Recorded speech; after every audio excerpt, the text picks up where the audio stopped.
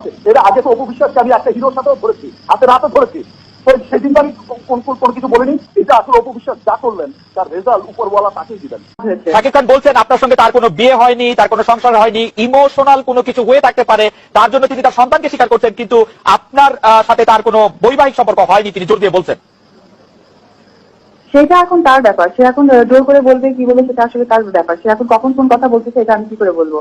এখন বাচ্চাকে স্বীকার করতেছে বিয়ে হয়নি, বিয়ে ছাড়া কখনো কি বাচ্চা হয়? আর আমি তার বাসায় কি কখনো বিয়ে ছাড়া গেছি? আপনার কাছে কি সেই বৈবাহিক সম্পর্কে কোনো প্রমাণ রয়েছে কিনা? সেই প্রমাণটা তো সাকিবের কাছে। আমাকে যেদিনকে বিয়ে হয়েছে সেদিনকে আমি বললাম না যে আমি চলে আসছি পরে বাসায়, সেই কাগজটা তো তার কাছে ছিল, আমার কাছে তো নাই। আর আমি তো বিশ্বাস করে তার কাছে রাখছি। পরে সেই কাগজটাকে সে কি করেছে, রেজিস্টার করছে না, তার কাছে সেটা টোটালি ওর কাছে আছে। কারণ কাগজ না দেখে এই এতগুলো লোক প্রমাণ ছিল, সেটা আমি না বলে কখনো বিবাহিত জীবন তার সাথে লাইফ করিনি। এটা ভুল কথা। এখন আমরা যদি শাকিব খান যদি আদালতে যান তাহলে কি আমরা শুধু আপনার মুখের কথাই বিশ্বাস করবো নাকি আর কোনো প্রমাণ আমরা দেখাতে পারবো ওই আদালতে গেলে? এখন আদালতে যান, এখন আদালত যখন যে ডিসিশন যাবে, যখন যে পথে যাবে, তখন সেই পথে আমাকে হাঁটতে হবে, কিছু তো করার নেই। শাকিব খান, আপনি আমাদের সঙ্গে ছিলেন। শাকিব, আপনি অপবিশ্বাসকে শুনলেন যে তিনি বলছেন যে আপনি কখন কি বলছেন আসলে সেটি ঠিক বোঝা যাচ্ছে না। এ বিষয়ে আপনি আর কিছু বলবেন?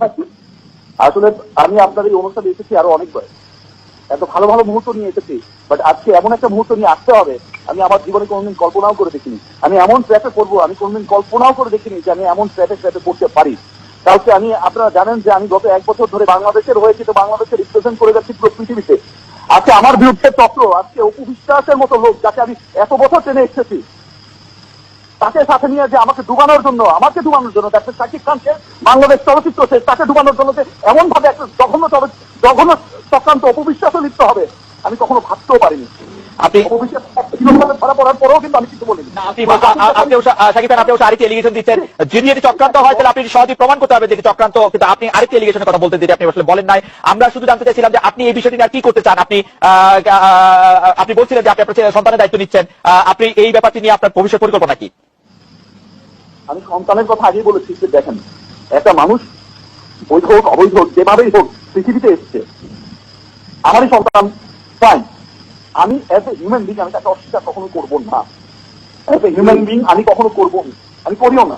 ওকে, আমি চাইলেই করতে পারতাম, বাট আমি করবো কেন? আমি চাইছে ভালোভাবে বেরো, দ্যাটস ওয়াই তো আমি এতগুলো দিন